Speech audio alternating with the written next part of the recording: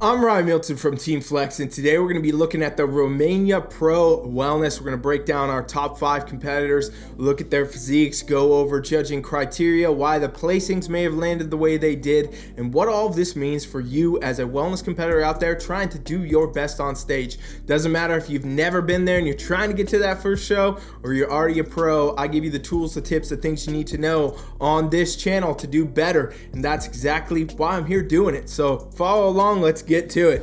We're looking at the Romania Pro Wellness here, and we have our top 3 in the mix. So on this is Sina here, she's our winner. We have Patrizzi over here, she's taken second, and we have Maria over here taking third place. So again, if you've watched the other Romania videos we did, I talked about how those athletes in these call-outs and in these lineups and in these divisions are tending to trend a bit more muscular and a bit leaner than we generally see. So if you look at this right away and you're like, whoa, this is a pretty muscular, pretty lean look for wellness, well, that's because that's just how it tends to go at some events. It's how some looks are at different parts of the world, different parts of the country, different shows, whatever, go different ways because of the competitors that show up. So you'll see this at every level, even at your amateur level, your regional NPC event, you will see, a wide variety of how judging criteria can flux within who's actually on stage. Because let's remember, judges can only judge who's competing that day. So if everybody shows up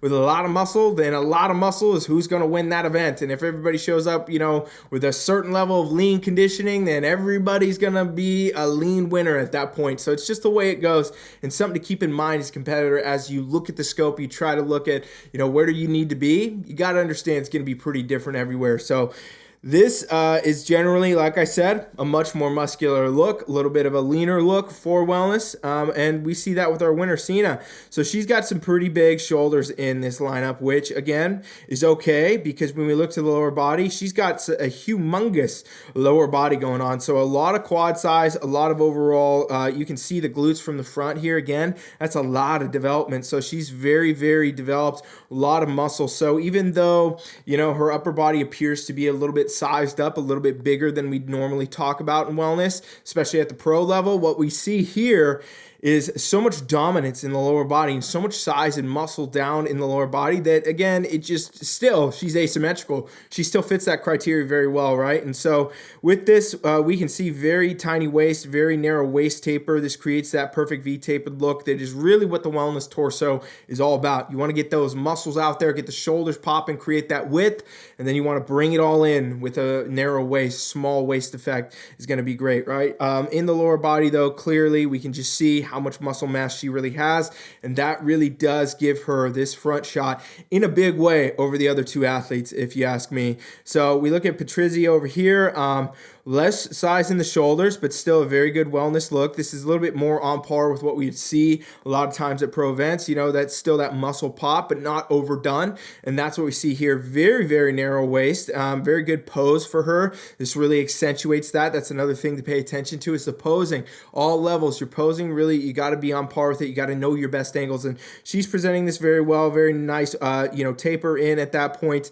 And again, that's going to be that wellness torso we talk about. Lower body wise, good shape to the glutes, good shape to the quads and the hamstrings. It's fullness, it's all there. It's not nearly as developed in this lineup as Sina. So Sina takes that, again, just based on size, in my opinion, a lot more muscle here in this lineup. But again, when we look at these athletes, a bit more muscular, a bit more lean, that's what's going to really pull together the look and the winners at events where all the athletes look like that.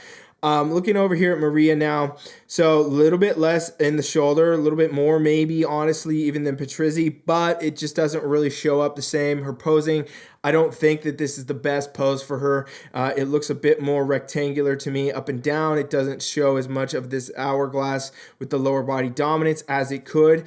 So I would change this posing a bit. Hand placement is, a little bit too far in maybe. Some things like that would change. If you look over here at Patrizzi, I mean, she's got it kind of nailed right there, right on the side, which is what you should do. You should kind of have that hand come into the midsection on the side of it to highlight a more narrow waist look. With this coming in the middle, we get a little bit more of a rectangular physique overall. So for her, she may have been ahead even in physique, but a little bit behind in the posing, I think. So that's a factor. And with this, you know, we don't get as much glute shape. We don't get as much quad. Clearly, she has a lot of muscle in good condition, but this pose to me, you know, is not exactly the most optimal it could be.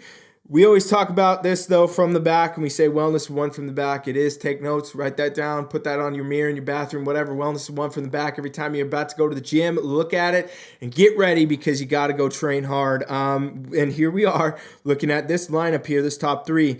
So again, Cena really just has a good look. It overall dials in. I mean, her lower body is very much taking the show here. We still see a little bit of that size in the upper body, which is what we should see here, but I'm not distracted by it, right? Like if you want to be a great wellness competitor, when you are in any pose, lower body should be the main focus. The first thing everyone would see, right? Even if you're not a judge, you're not a coach, that should be like, whoa, that lower body is very, very developed. And that's exactly what we see here. She's still got a little bit of that size and the shape to the shoulders, which is what we should see, but really a lot of glute development. Upper glute, very pronounced, 3D popping out. Overall glutes, very, very, you know, a lot of separation happening with the tie-ins. And this, again, is to a very high degree in this pro show. And that's because, again, so much muscle on this stage, so much muscle in this wellness lineup. So we're getting a huge amount of 3D effect from the glutes here and the hamstrings.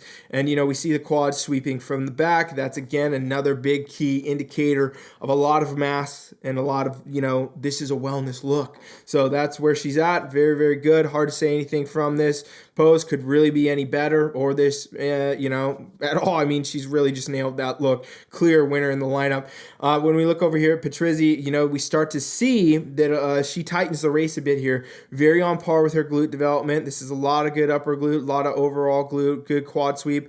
Very, very on par here. The only difference I would say maybe is her lower body seems to be a bit more lacking in the back in this shot. We don't see as much of that roundness and that fullness, which is okay. She's still taking second here. This is wellness division. We don't want to be distracted by the upper body. Very clean look for her here. Just, you know, when we're talking about the two poses front to back, being where most of the scoring is going to be taking place. You know, this is where she tightens the race, but from the front just wasn't there. Maybe does not just have as much muscle in general. She would be getting a little bit more glute pop from that if she had the same amount of muscle as Cena in this lineup. So again, that's where we kind of tie together. However, really great representation of criteria there. Just trying to talk about why the placings could have gone the way they did.